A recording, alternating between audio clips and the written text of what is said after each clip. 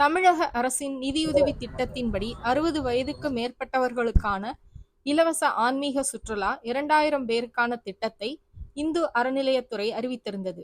அதன்படி இத்திட்டம் 18/7/2025 ஆடி வெள்ளிக்கிழமை காலை 7 மணி அளவில் இந்து அறநிலையத்துறை அமைச்சர் சேகர் பாபு திருவொற்றியூர் தியாகராசர் கோயில் மற்றும் வடிவுடை அம்மன் திருக்கோவிலில் வளாகத்தில் அரசு நிதியுதவி ஆன்மீக சுற்றுலாவை தொடங்கி வைத்தார். தமிழக அரசின் சுற்றுலா கழகத்தின் 4 பஸ்களில் 60 வயதுக்கு மேற்பட்ட ஆன்மீக பக்தர்கள் அழைத்து செல்லப்பட்டனர்.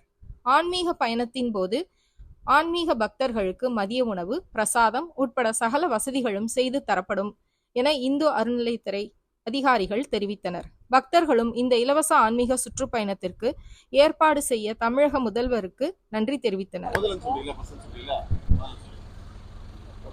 நாங்கள் ஆன்மீக பயணத்துக்காக வந்திருக்கிறோம்.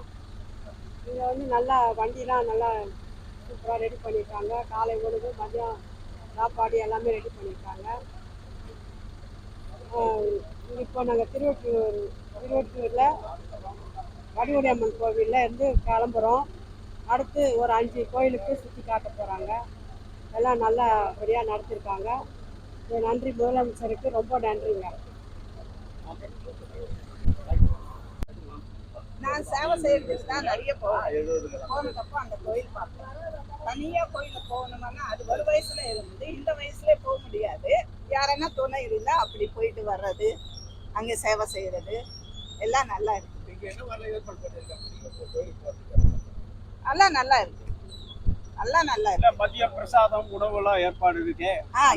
எல்லா கோயிலையும் நல்லா செய்யறாங்க, எல்லாரும் நல்லா செய்யறாங்க. நல்லா விரைவு தரிசனம் இதெல்லாம் சொல்லியிருக்காங்களே, அதெல்லாம் இன்னையில இருந்து ஆரம்பிக்குது. சார்